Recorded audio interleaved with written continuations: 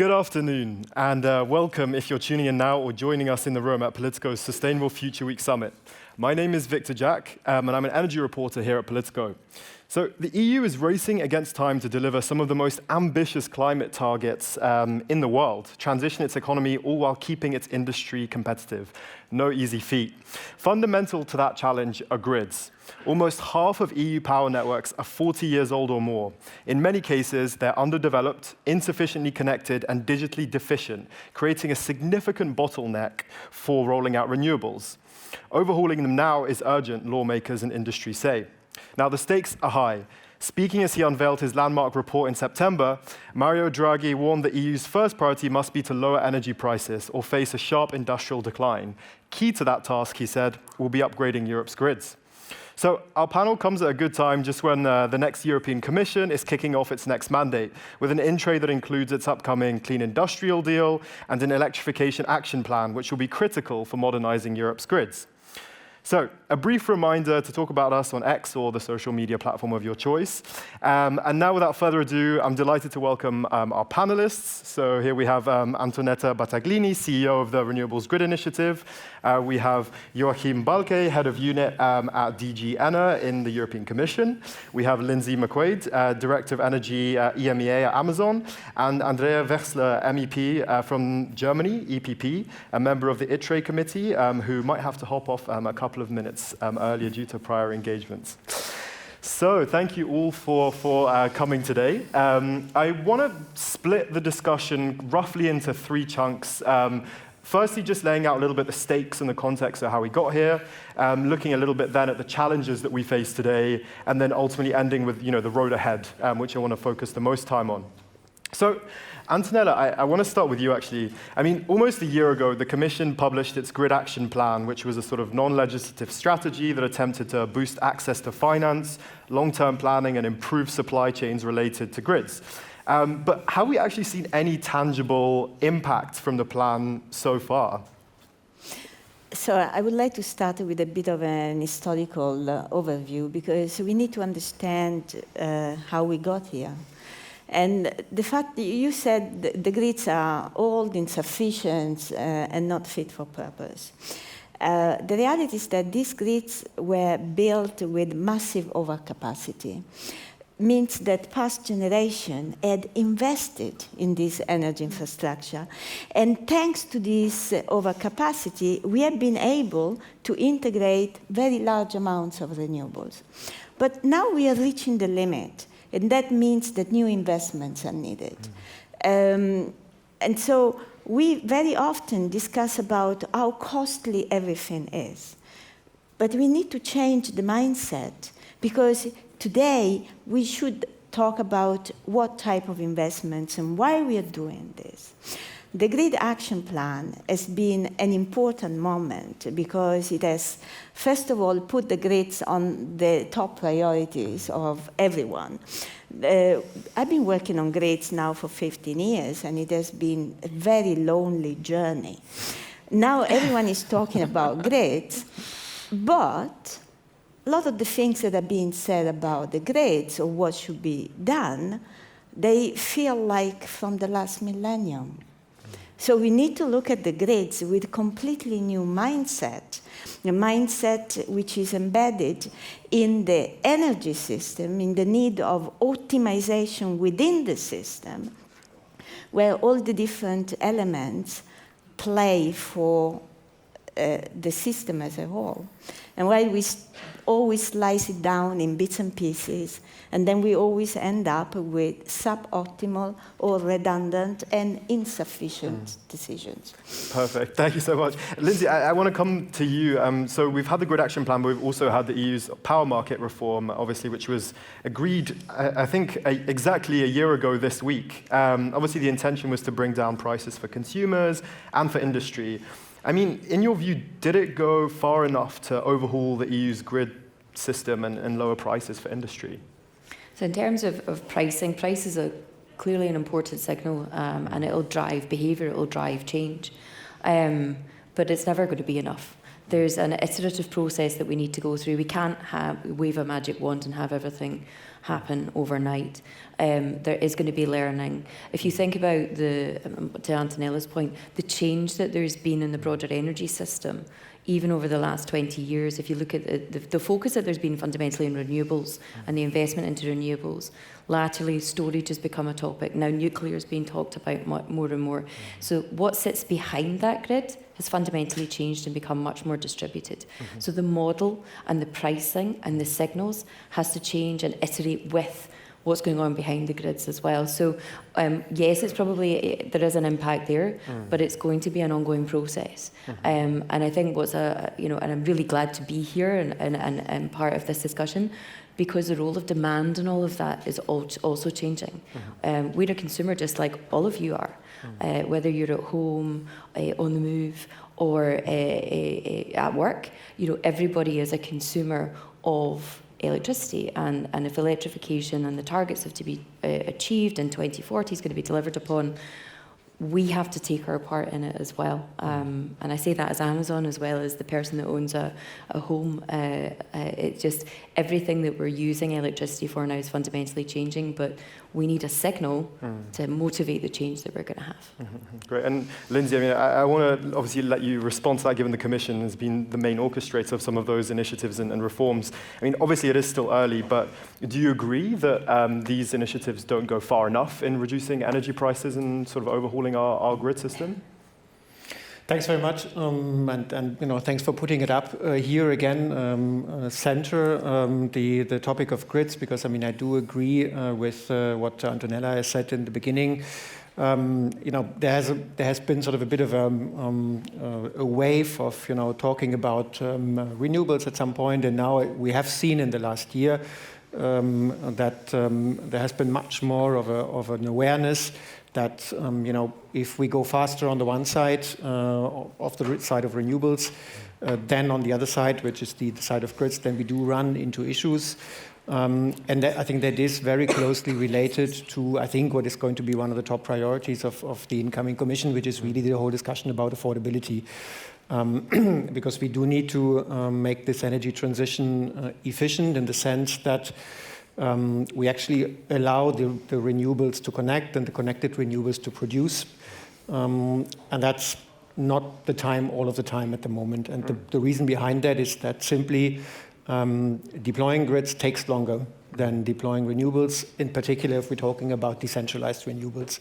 That's a fact of life, and I don't think we're going to change that fact of life. But I think what we have to do is to go even further in terms of forward planning for the grids that we need, forward planning, and also making it possible to do the forward investments. I think the analogy to what happened 100 years ago is probably not that bad. When the original electricity grids that we have today were basically built, I think we probably need this kind of a boost, let's say, of investments. And I think we also need to discuss, and we'll hopefully still come to that, how we will finance that. That is an important topic. But I think the first topic has to be how do we manage to bring our forward planning to the point that we identify the right infrastructure priorities on time and put them into the planning. And I think this is crucial because this is where really the EU, I think, has a core task. For many of these investments, when we're talking about grids, we're talking about investments which really are either directly cross-border physically, or at least have a benefit, which is a regional one, even a European-wide one, if we're talking about many of these infrastructures. And I think this is part of the additional challenge that we have in bringing this forward. And I think this is why we need a strong role for us, if I can say, in all modesty, but not only for us as the Commission, for the European institutions, for the European Parliament, the Member States, but also the civil society that we have at European level, to push for these infrastructure priorities where the benefit is often a wider one.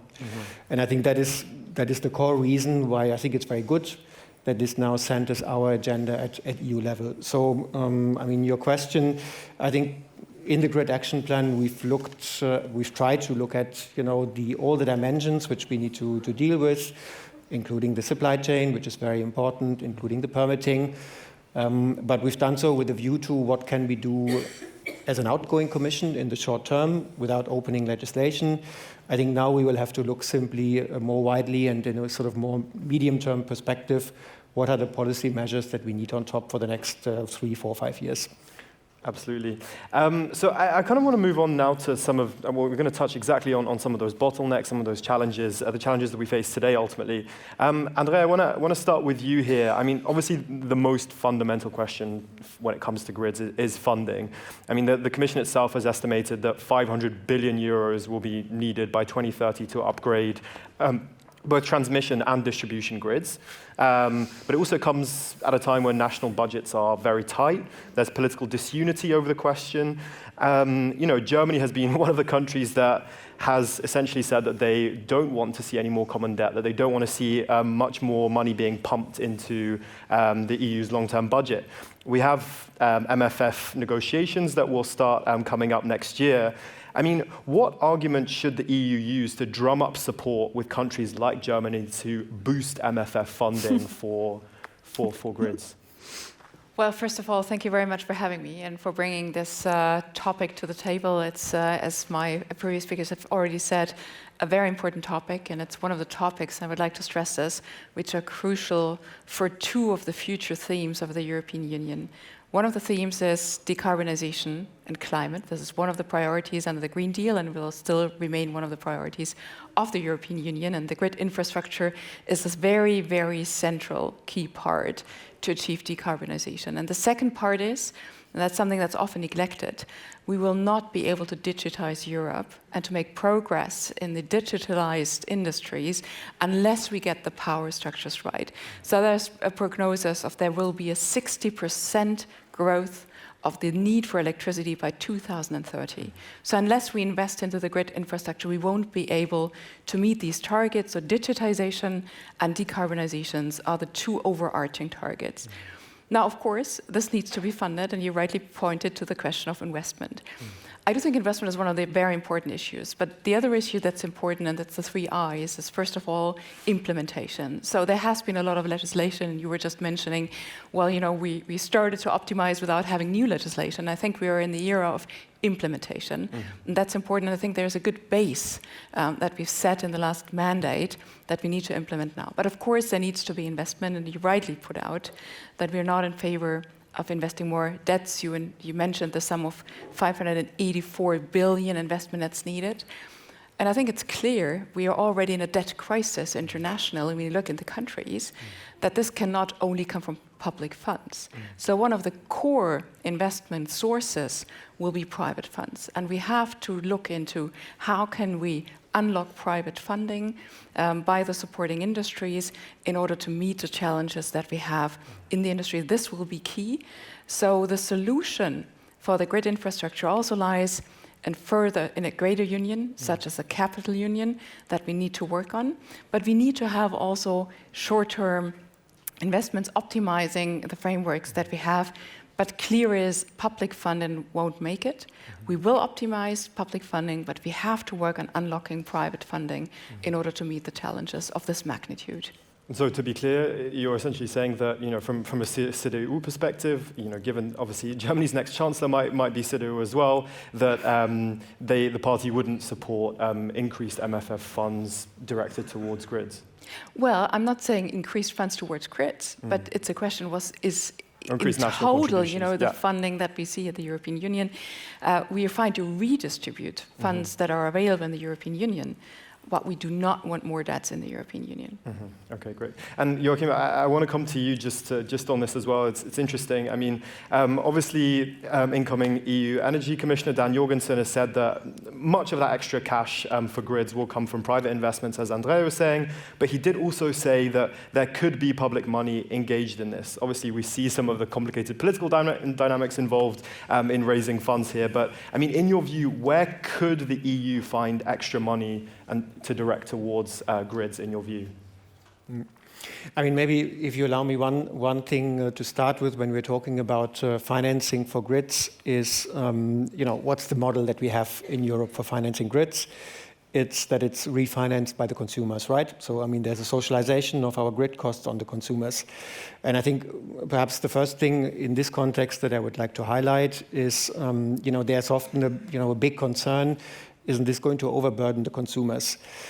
I think the first thing to say is, we often like to compare our electricity prices with those of the US and then come to the conclusion that in the US it's half cheaper. But if you look at the components, it's not the grid costs actually. The grid costs in Europe are actually lower than in the US. So that shows us that I think we should sort of put this perspective of, what is the impact of these grid investments on the consumer prices. We should put it a bit into perspective. Now, this being said, I think there are some questions as regards, is this model that we have today of, socializing the costs on the consumers, is it going to be the only answer? I think one question is, if we are going for this investment boom, let's say, like we had it 100 years ago, to use that example. So basically, if we're going to invest now for the future 2-3 generations, to oversimplify, who should pay for that? Should it all be today's consumer, or do we have to find a way of sort of spreading that intelligently? I think that is a question, and I think that question is also linked to, the question in how far is it justified to bring in public support, budgetary support to discharge the consumer. And the other dimension, and this is then more again coming back to what we deal with at the European level, if we look at the type of investments, for example, in offshore infrastructure, we see that often these investments, again, they benefit a whole range of countries. They might benefit Germany, Denmark, but also a number of other countries around. And the question is, how can we spread these costs in the most equitable manner, which is not an easy question either. Just on that point, I'm interested in your view. Mario Draghi in his report said that long-term debt is an option that is worth considering because of, the long-term nature of these projects, as you've highlighted. Was he wrong? I think it's not for me to comment on where the money should come from. But I think what is for us, I think the relevant question is, what justification is there to use public money, wherever it comes from, to invest in these type of assets, which do have a high European added value. And I think one rationale that we do see for that indeed is if we're talking about projects which have, I would say, really a regional or a European benefit. I think in those cases, I think there can be a case, and this is what we've done in the past with the Connecting Europe facility, to, in a sense, to provide an additional financial incentives that these infrastructures are actually built, because, the whole point is here that member states might not naturally prioritize infrastructures which are cross-border. At least not in all cases. And I think that is, for us, one of the main reasons why we think these type of investments are the ones that we should discuss here at EU level. Absolutely. And Antonella, I want to bring you in on this question as well. In a situation where, no MFF funding is on the cards, what are some of the ways that we can optimize the EU's existing resources and in general examine how we can save energy and costs in the block's electricity system? So what we are observing is that there is a general cost increase for everything, and there is a scarcity of everything. One of the cost increase is also in equity. And this has to be analyzed because we have these huge targets, whatever targets we are talking about, and we calculate what are the investments requirement for those targets. At the same time, give me a moment, we know that we don't have the material, the people, that we don't have the means to meet those targets within that time frame. If we would do a better analysis, we can optimize the timeline, what we can achieve by when, this having a much more realistic time frames. And this will decrease the cost because it decreases the cost of equity and the risks, the investment risks. And of course, if you combine this with efficiency at system level, then you already have a lot of elements for an overall optimization with a cost revenues. And of course, private money is needed. but we should stop thinking grids only in terms of copper and really look at grids and optimization of the grids with digitalization and all the different elements that can give us additional time. Because now what we really need is to win time to allow for massive expansion to take place. Great, and I want to zoom in on one of the elements you've highlighted, which is digitalization. And Lindsay, I want to bring you in here as well. Obviously, this is an area of expertise for you. I mean, Europe's power network is still suffering from this sort of drastic lack of digitalization. Many EU countries, the Czech Republic, Greece, Belgium, have already missed the target of 80% of households adopting smart meters by 2020, so almost 5 years ago at this point. Why is digitalization so important? And what should the EU do to address this issue as well? I guess it doubles back to the point I made earlier on, that it's a whole system approach that we need.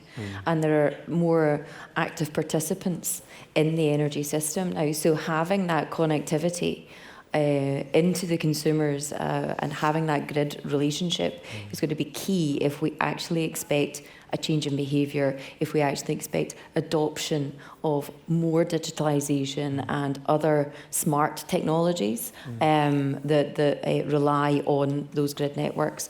If you think about the electrification of transport, and that's really important for us at Amazon as well, given that we're trying to make sure that parcels and packages are distributed to our customers as sustainably as possible. We want to electrify our fleet. We've got an investment of $1 billion that we've earmarked for 10,000 vehicles and EV charging, but we're struggling to spend it. We're struggling to actually connect. And what we don't want to do is build those facilities and then not be able to connect them. So there's a disconnect in terms of what we're doing. I think looking at what we've got, there's inherent inefficiency in the system that we are living with today. So there's a degree of planning for the future, looking around corners, but also there's a bit of a tidy up required behind us. And once we've done that and we're there, and that is a process, there will be more active participation of all the actors involved in this whole system. But yeah, the rollout of digitalisation will be fundamental to the pace and adoption of those technologies. But then also, how do we make that next leap? If we're starting to talk about generative AI and the impact of machine learning, if we really want to hit on decarbonisation and digitalisation challenges and position Europe as competitively as possible, it's important that we access the grids and the power sources behind that so that we can tap into the acceleration of learning and innovation that will come with it. So it's a bit of a perfect storm that we need all of this to happen, but we also need that to be done in a managed and coordinated way. Antonella, you wanted to come in here? Yeah, I want to come in because digitalization is a very big topic, and we need to realize that we need to be very much targeted in what exactly we discuss when we say digitalization. And part of the digitalization discussion is also empowering consumers to be part of the system. And this is not happening. And for this to happen, we need the real-time prices, we need automation. And the reason why it's not happening, because there are vested interests that are delaying this. Such as? I mean, why don't we have smart meters? They exist. They are not deployed, or they are deployed and not used. A smart meter should allow more interaction, but it's not used like that. So if you both had one request on digitalization as concretely as possible for the Commission in its next mandate, what would you like them to tackle?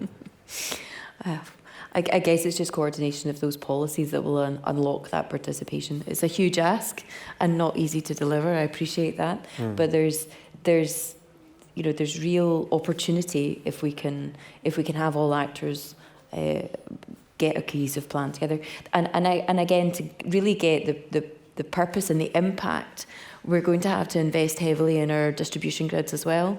Everybody in your neighbourhood potentially having access to electrified heat sources or other clean technologies in their driveway, or relying on everybody's got numerous devices in their household now because they want to engage.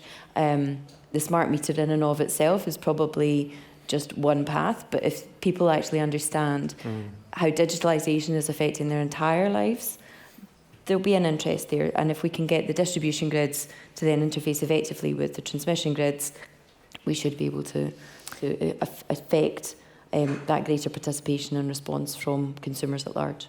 And my ask would be to set up a target for renewable electrification demand and very strong incentives for providing flexibility from the demand side. The combination of the two could be disruptive, but full of opportunities. Joachim, is this something you'd be open to? Yeah, I mean, I think again, well, as you said, it's a very wide field. There's many sub-aspects. I think when we talk about, let's say, how to specifically sort of on flexibility and renewable electrification demand target, is that something the Commission should be considering? I think we are always happy to consider additional targets. We're usually a very target-friendly organization. Whether we propose that specific one remains to be seen. But I think the type of incentives that you were mentioning, which is, perhaps the more important aspect of it, I think in most of these, they are, again, already in the legislation that we have adopted. But again, I think there is a huge delay in the transposition and implementation of this directive in the member states, specifically if we're talking about all the legislation that we have on retail markets, which is very comprehensive. But the implementation is a difficult thing. So I think this is really one field where I would, certainly agree with you that, we do need to be sure that what is already in the books, such as things like an obligation to offer precisely the kind of contracts that you mentioned, that it happens in member states. And it has happened in some member states. Finland is always the example we quote, and there are a few others, but not yet across the board. Perfect. So I want to move on now to looking a little bit the road ahead in the next mandate. Obviously, a core challenge here as well that we're going to keep seeing over the next 5 years is permitting. I was speaking to a grid operator just the other day who was telling me that it took them 8 to 9 years to get a permit to build a grid connection in their country. Obviously, the EU's rolled out several initiatives to tackle this, including emergency legislation. But and also both Draghi and a leaked Commission handover document from July suggested that the EU should pass new legislation on permitting, and not only that, but take on a greater role in overseeing permitting in general across the bloc. Obviously, we have quite scattered levels of authority when it comes to permitting. So what I want to do now is I'd like to go around every single panelist and ask them just to tell me answer with a yes or no question, and I promise I'll let you follow up, but initially I want just a yes or no, which is to ask, do you think that essentially the EU should pass new legislation on permitting and take on a greater role in overseeing permitting? I'll start with you, Andrea. Yes or no first? No. Okay, interesting. Joachim? I'm thinking, what is the No, that's a different rule. Yes or no, yeah? Yes or no? I'm going to have to insist. Possibly. You can't rule it out, is that fair to say? No, I think at this point I wouldn't want to rule it out. But excuse me for breaking the rule. I wouldn't start this discussion with a discussion on competence. Okay. Lindsay, yes or no? I would say for no. Okay, interesting. No. Antonella? Wow, okay, very interesting. Let's start with Andrea, because I know she might have to rush off in a moment. Well, first of all, of course, permitting is one of the big issues, and we need to speed it up. But we've had legislation in the last legislature, in the last mandate, that allows us to speed up permitting. And there's a lot of leeway also in the national implementation of this legislation that we should use, and that we should carefully balance. And we need to, even if we think about grids, and yes, we want to optimize, think about the larger picture that people are experiencing at the moment, and that is that the European Union has, regulated many, many areas of their lives. And there is a very negative view on the European Union and the legislation that has been done in the last mandate. And I'm here to represent people back home on the ground. And we have to be very careful on balancing, what does the European Union do on top? And where does she just implement and try to improve people's lives? So I'm very, very reluctant to introduce and request for new legislation, because to me, the people back home, they are some of the core drivers for this change and the transformation. If we lose these people, We won't be talking about grid infrastructure in the next 5 years. And this is when we talked about digitization. My internal sort of ambition is make these people part of the transition, make these people part of the way that the grid infrastructure is being reformed. When you talk about smart meters, it's such a dry discussion. Let's talk about gamification of the way that we use the grid. Let's, be in a competition with a neighbor who can be more energy efficient. When do I start my washing machine? When do I start cooking? It's about gamification of the entire electrification venture, and if you take people on board, we will be more successful than having a very academic discussion here in Brussels. And that's why I said no, because I think we do have some leeways in the permitting questions already. And let's think about the larger picture of the European Union and the picture it's portraying. And I apologize if I have to run off. No worries at all. That's a really, really interesting point. Antonella, I want to come to you on that. So both on the gamification point, I think is interesting. Is Brussels not, essentially working to bring consumers along in the grid transition? And also, do you agree with this sense that, the EU is now done when it comes to permitting? It's time for member states to get their act together and sort this out themselves. You put it black and white. I don't like black and white. Reality is always a bit more colorful. The reality is also that we have very good laws in place, but they are badly implemented or not implemented at all. Every time you add a new legislation, you create confusion. You don't know which one do you have to implement, the old one, the new one. So improvement in the implementation, for sure, I think is very much needed. Now, gaming with the electricity grid, maybe I would use a different word, because the electricity grid is quite a delicate machine. But for sure, I fully agree with Andrea that we need to bring people along. And so we cannot just impose stuff on the people. We need to think that the electricity grid, with thousands of kilometers that have to be built or reinforced, become an opportunity for engagement, for creation of local benefits, for nature protection. And only if we build grids in a good way, we will be able to build all what we need. Otherwise, we can forget about it. And how do we play a game with the grid? This is an interesting discussion. So as you say, this obviously is a nuanced discussion. It won't be necessarily just a question of member states doing something or just Brussels coming to save member states' skin on this topic either.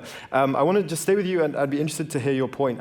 So looking at the EU level, we're now going to have a clean industrial deal by February, probably. We're going to have, and that's going to include an action plan on affordable energy and an industrial decarbonization accelerator act.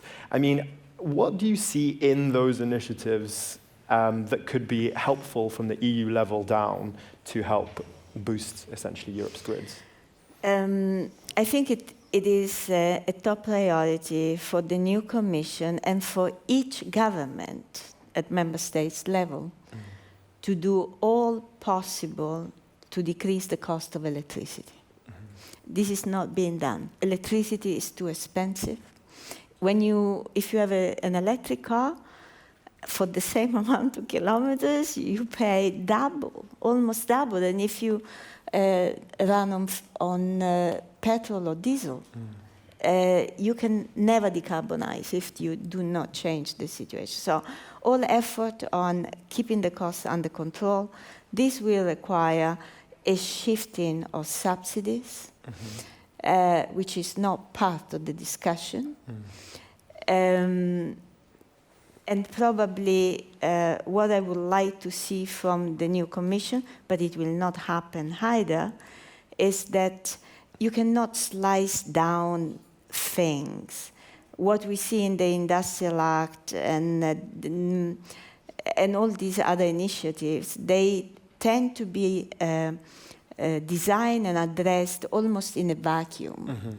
But all which is around is actually the complexity that needs to be tackled in parallel. Because you cannot meet one target without meeting the others at the same time. And here there is still this very strong assumption that you do one thing at a time. This is not going to work. And concretely, how would you like that to manifest in what the Commission actually proposes? Because it's sometimes a little bit quite an amorphous concept, not saying, please don't silo things. How do you bring all those factors together in practice? If I go through the spectrum, we are missing people, but we don't want people to come to Europe. We want to decarbonize, but we still provide subsidies to fossils. We want clean seas, but we don't stop plastic. That's what I have in my mind, and I know it's complicated, but there are no easy solutions. There are no simple solutions, because simple solutions are always wrong or insufficient. Absolutely. And I mean, that's interesting, talking also quite a lot about the supply side, but I mean, I want to touch on the demand side as well, Lindsay, touching on what you were saying earlier as well. Obviously, for the tech industry, the issue of building grids is vital, given its growing energy needs. I mean, in the Draghi report, he estimates that the sector will consume 3% of the EU's total power demand by 2030, and I think that's just data centers alone, perhaps even. I mean, what is the industry doing to keep energy consumption as efficient as possible, given some of the themes we've highlighted, such as scarcity? And I think it's really important that that is part of how we think about where we're going to locate and how we're going to build and how we're going to scale. So, there's a whole raft of things that are part of our deliberations whenever we're considering making an investment.